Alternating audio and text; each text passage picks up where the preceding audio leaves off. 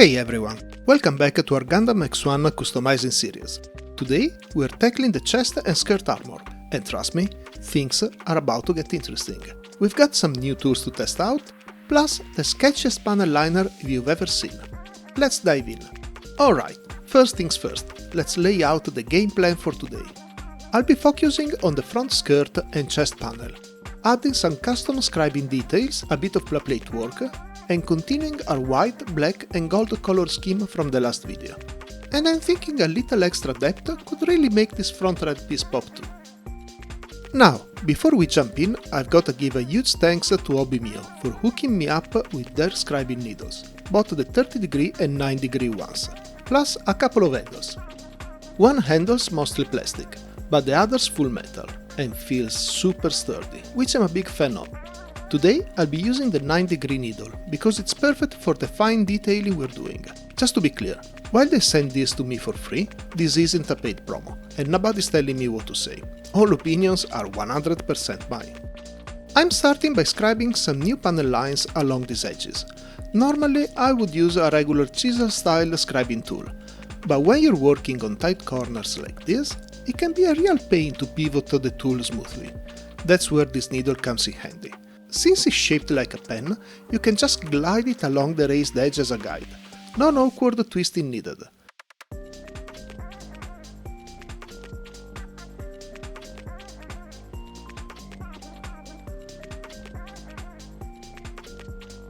Check out how crisp and clean these lines turns out, and if you want them thicker later, you can always go back over them with a standard scribing tool for more depth.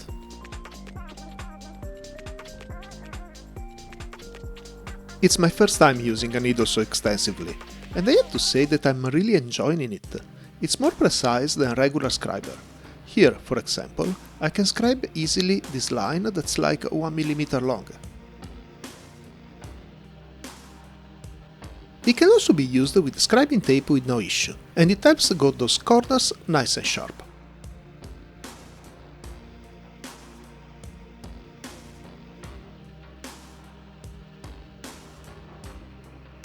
Now, time for the red piece.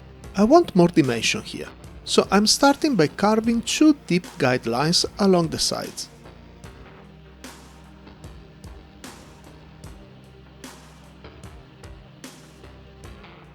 From there, I'll carefully carve out the material in between. The tape, mixed with the deep lines, will keep guiding the scribing tool.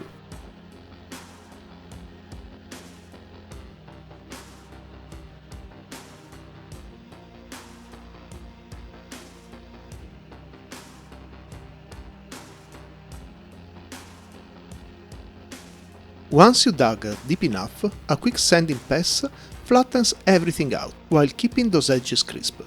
Look how this transforms a flat surface into something with serious depth. Time to work on the front chest piece, which I want to be the highlight of the kit. I'm starting by using the needle to outline these panels.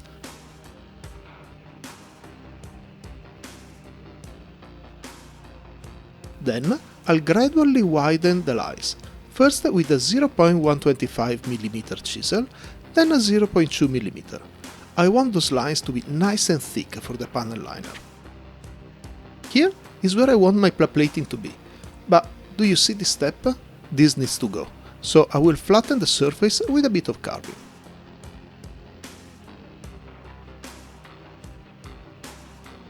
Once we've got the surface prepped, it's scribing time again for the last details.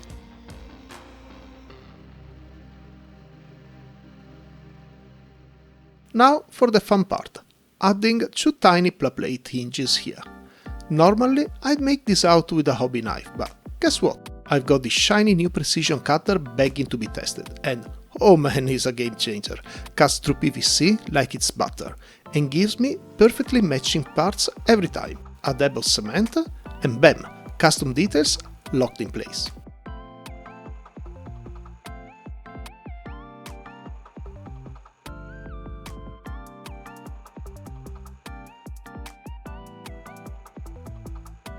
Alright, after all that careful scribing work, we're finally at the best part. Time to bring this kit to life with paint. We will follow the usual scheme. white primer for bright colors, and black for metal and dark ones. By the way, if you haven't seen my painting tutorials before, I've got a whole playlist breaking everything down. Definitely check it out. I will paint the insides of the skirt with my titanium frame, and the front with the gold, white and grey scheme we already used for the legs. As always, the codes for the colors will be in the description below. All the orange parts will get turned gold, and I will add gold and red accent to the chest, which will really pop on black. Speaking of the chest, I'm mixing in some black metal sections to break up all that black. It keeps the color scheme cohesive while adding some much needed depth.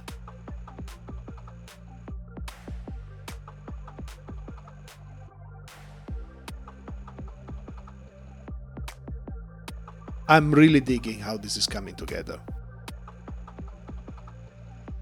For the panel lining, I will be layering down some gloss acrylic coating on most parts,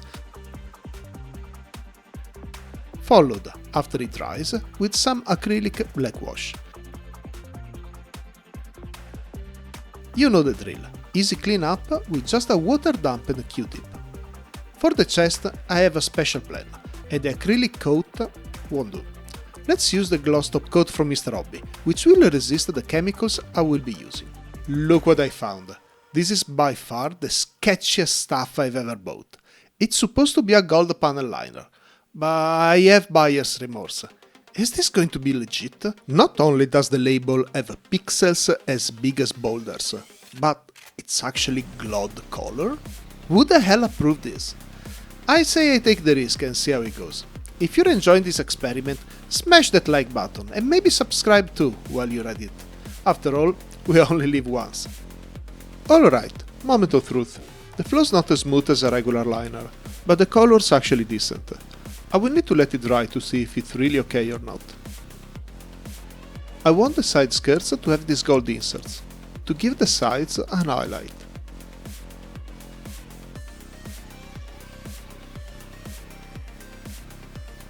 And, of course, our front piece, where those wide scribed lines are really paying off now. It took me a couple of applications to get the coverage I wanted, and now I can clean up with some Tamiya X20.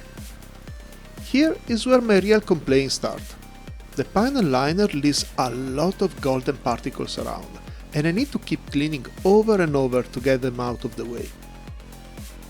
At the end, it's been a success. I know I could have done it with a gold Gundam marker, or even just with a gold acrylic, but I love trying new things, and I wanted to show you guys some alternatives too.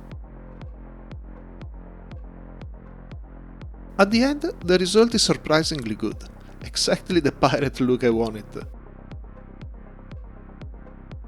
We're at the last steps now. Let's add our water slides. For the front one I need to use some softener, which allows me to apply it on this curved surface without wrinkles.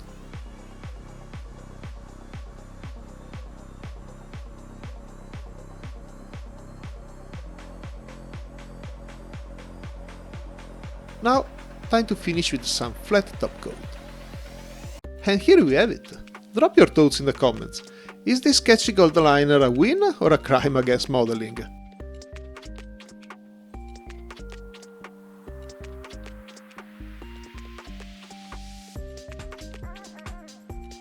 Our crossbones are really taking shape now. Next time, the arms. With all their complex moving parts, it's going to be a whole new challenge. Thanks for watching and see you soon!